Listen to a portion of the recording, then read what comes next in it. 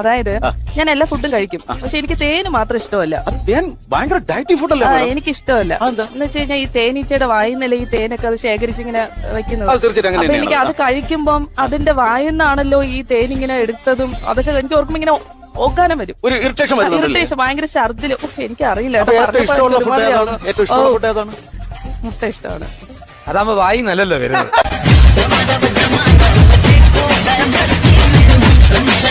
സത്യം പറഞ്ഞ ഞാൻ ആദ്യമായിട്ടാ പെണ്ണുങ്ങളുടെ മുഖത്ത് നോക്കുന്നത്. പരിചയപ്പെട്ട സ്ഥിതിക്ക് നമുക്ക് എന്തെങ്കിലും കഴിക്കാം. പേടിക്കണ്ട, ബിൽ ഞാൻ പേ ചെയ്തോളാം. അത് ബുദ്ധിമുട്ടാവില്ലേ? എന്ത് ബുദ്ധിമുട്ട്? നിറച്ചും റിസർവ് ബാങ്കിന്റെ നോട്ട്സ് ഇല്ലേ? അതല്ല, ഇനി 2-3 പേരും കൂടി വരാനുണ്ട്.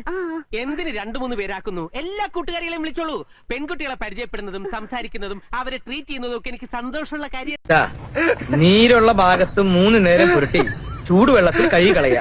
കഴുകി കളയാനെ പിന്നെന്തിനാ പോരട്ടണേ? അങ്ങോട്ട് പറയണത് കേട്ടാ മതി. വെറുതെ അല്ല ഭർത്താവിന്റെ കയ്യിൽ നിന്ന് ഇടയ്ക്കിടയ്ക്ക് കിട്ടണത്. ഇനി അടി മേടിച്ചിങ്ങോട്ട് വരണ്ട, പോയിക്കോ. ഡോക്ടറെ, ഇവിടെ പല്ലെടുക്കോ? ഇവിടെ പല്ലെടുക്കും. വേദന എടുക്കോ? വേദന ഞാൻ എടുക്കത്തില്ല, നിങ്ങൾ തന്നെ എടുക്കണം. അത് ഞാൻ എടുത്തോളാം. അല്ല, ഒരു പല്ലെടുക്കുന്നതിന് എത്രയാ ചാർജ്? ഒരു പല്ലെടുക്കുന്നതിന് 3000 രൂപ. ഡോക്ടറെ, ഞാനൊരു കാര്യം ചോദിക്കട്ടെ? ഒരു പല്ലെടുക്കുന്നതിനല്ലേ 3000 രൂപ? അതെ.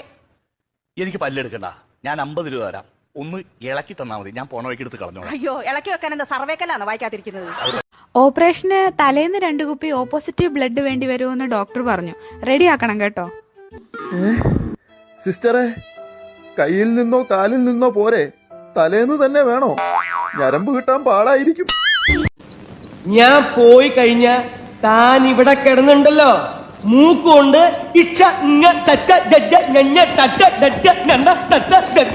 വരയ്ക്കും. അത് കാണാൻ ഞാൻ എന്റെ സ്വന്തം കാറിൽ വരും. ടീച്ചറെ, ഞാൻ സുമേഷിന്റെ അച്ഛനാണ്. ടീച്ചർക്ക് എന്നെ കാണാൻ നല്ല ആഗ്രഹം ഉണ്ടെന്ന് മോമെന്ന് പറഞ്ഞായിരുന്നേ. ആഗ്രഹം ഞാനിപ്പോ പറഞ്ഞു. അച്ഛനെ വിളിച്ചിട്ട് ക്ലാസ്സിൽ കയറിയാൽ മതി എന്ന് പറഞ്ഞു. അച്ഛൻ വരൂല ടീച്ചറെ, അതാണ്.